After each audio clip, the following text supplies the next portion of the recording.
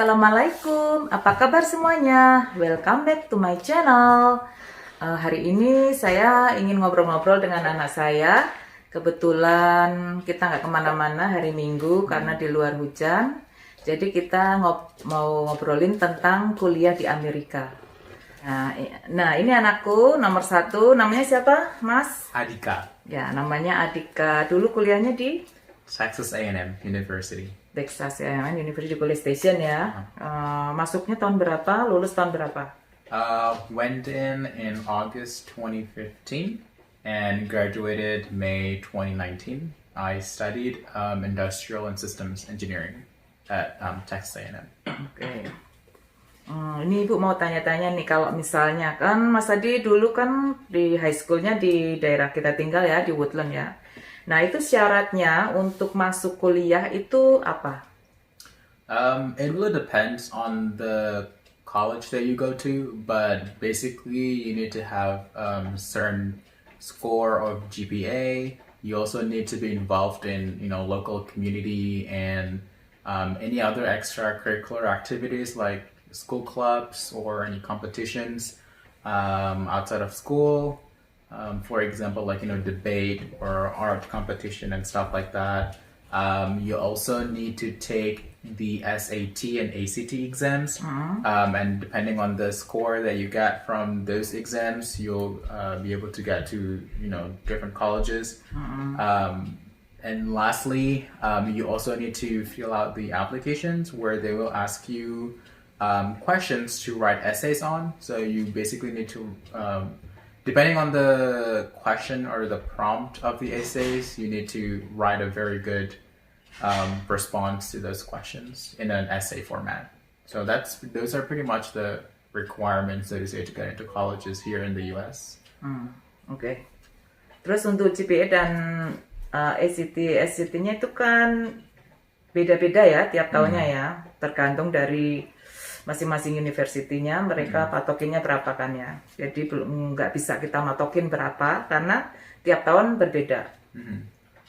Oke, untuk mahasiswa internasional dan international student sama apa istilahnya? In state itu kan berbeda ya untuk syaratnya. Itu apa Mas Adi tahu nggak kalau untuk international student? And for international students, you basically have never lived in the US before, so going to college is going to be your first time being in the US. For me, in my case, because I've lived here as a Texas resident for over 3 years, and our family paid taxes in state, so then we're considered as Texas resident or Texas citizen, and so we are eligible for in-state tuition, which is typically cheaper. Because international tuition can be sometimes twice Dua kali or lipat ya. even more than the in-state tuition. Ya, biasanya kalau untuk international student memang biayanya 2 kali lipat ya daripada in-state yang sudah maksudnya residen di sini lebih dari 3 tahun ya. Oke, itu tadi masuk universitas syaratnya seperti apa. Nah, biaya kuliah per semester nih Mas. Kalau untuk Mas Adi kan di industrial engineering, itu berapa Mas? Yang waktu Mas Adi waktu kuliah waktu itu? So when I went in, I think it was about $20,000 per year, $20,000 per year. Not sure about international, but like I said, it's about twice the tuition. So will most likely be maybe about $40,000 more or less per year. Now, different department or department has different pricing. Engineering is pretty expensive. Lebih expensive. It's an expensive major. So perhaps if you go to liberal arts like English major, or you study anthology or anything like that, those might be a little bit less expensive. But with engineering, it's at least in Texas A&M, it's about $20,000 a year.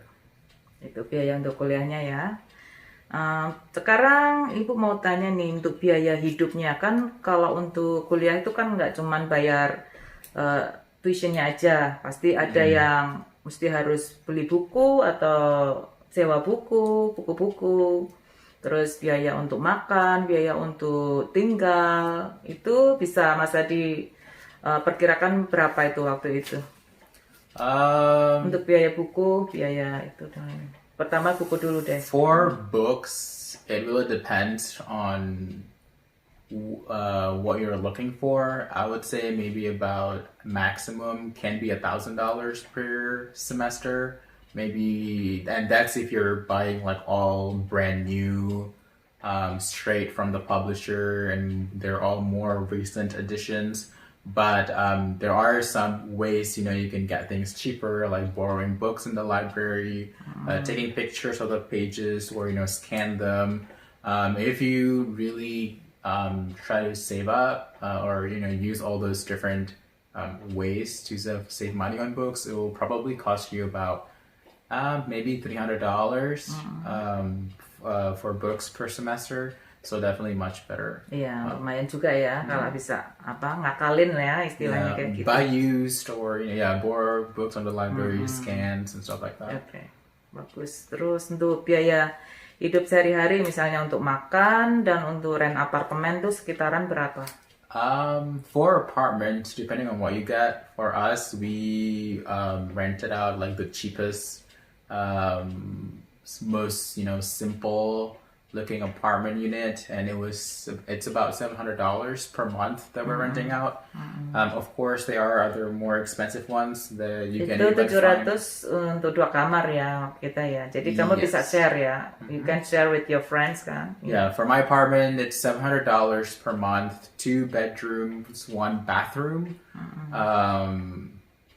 But there are other, more expensive housings that's definitely much better and has more amenities. So it could go up to like $2,000 per month for 1 unit. And then for food, maybe I would say about $100, $200 a week. Yeah. Depend what you eat ya. Yeah, Kalau depending kamu what you eat, if you cook, if you lebih murah masak buy, sendiri ya. Terus waktu itu kamu kan ngeren di apartemen kampus tuh. Itu juga lebih mahal mana tuh? Apartemen kampus sama apartemen yang di luar? It's gonna be more expensive renting out of,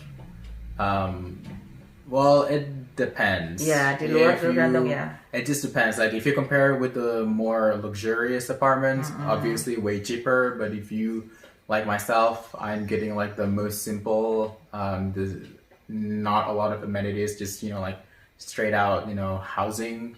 There's no like private parking, no expensive kitchen, or no expensive interior and whatnot. Like very old building, it goes cheaper. So I would say the university housing is probably going to be like middle rate. Berapa waktu itu di kampus? For me, we rented out 2 bedrooms, 2 bathrooms unit. It was for 4 people, so 1 bedroom has 2 people. It was about $300 per person, so about the same as what we are renting right now. $700 for 2 people, but each people has their own bedroom. But when I was using the university's housing, it was 2 people in 1 bedroom instead of 1 person 1 bedroom, but about the same price. Yeah. Jadi ini ya pemirsa ya, dulu tuh kan dia masuk college masih pertama kan, adiknya itu belum masuk college. Jadi waktu dia di college yang pertama itu, dia sewa apartemen kampus dengan temannya berempat, jadi 2 kamar 2 bedroom. Itu jadi kalau hitungannya per personnya itu sekitar $300 ya mas. Terus kemudian adiknya kan kuliah di college station juga. Akhirnya kami ngeren apartemen sendiri di luar kampus.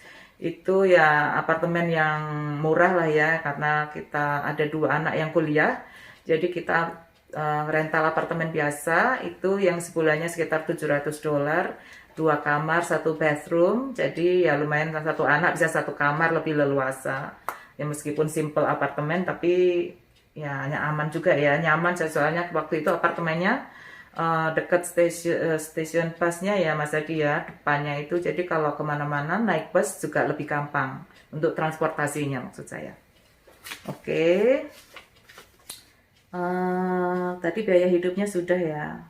Nah, untuk kira-kira bisa nggak Mas kalau kita cari scholarship tuh di ke kampus?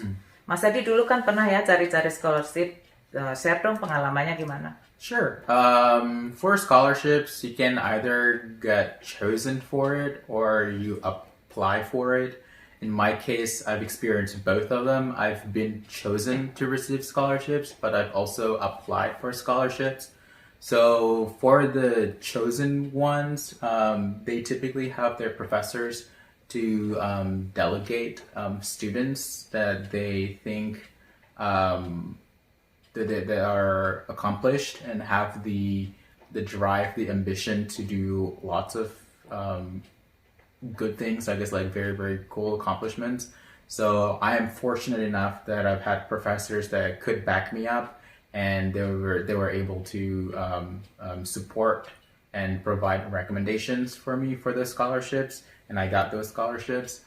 For the one that I apply for, it's pretty much just an application. You fill out your GPA, your involvement. There will, in scholarships questions, there will always be essays that you need to write. The questions depend on the type of scholarship that you're getting. And then you pretty much just, expand on why you need the scholarship, why you're the best fit for the scholarship. And yeah, just respond to the essay questions, showcasing your performances, your accomplishments, your personalities, and from there they'll decide if you get the scholarship or not. Oke. Nah, waktu itu Mas Adi dapat scholarship berapa tuh? Kan Mas Adi kan beberapa kali kan ya, maksudnya hampir tiap semester, tiap tahun apa tiap semester ya Mas waktu itu? I mean both. Every Both, semester, ya, every year ada ya. I got scholarships. Yeah. Itu meskipun nggak banyak-banyak juga, tapi lumayan ya. Waktu itu dapat berapa Mas? Ada beberapa kali Mas Adi? Yeah, it depends. I don't remember exactly the price, but it was really it varies depending on the scholarship length, I suppose. I think the most I've gotten was about $3,000 per semester. And the minimum I had was like $1,500 per semester. So I mean, it's not a lot, but definitely helps with covering some costs. Ya lumayan ya. Oke pemirsa, itu tadi ya obrolan saya dengan Mas Adi tentang apa cara masuk ke college, biaya hidup di sana, terus cara mendapatkan scholarship. Untuk selanjutnya obrolan kita nanti tentang kehidupan di kampus seperti apa, dan Mas Adi kan pernah menjadi ambassador engineering department ya. Nanti kita coba ulas kenapa Mas Adi bisa jadi ambassadornya di situ dan masuk di YouTube-nya engineering department. Kalau misalnya kalian ada pertanyaan, silahkan komen di video ini ya. Nanti akan saya jawab pertanyaan yang kalian ajukan. Jangan lupa di like, komen, dan subscribe. Sampai ketemu di vlog selanjutnya. Oke, assalamualaikum. Terima kasih.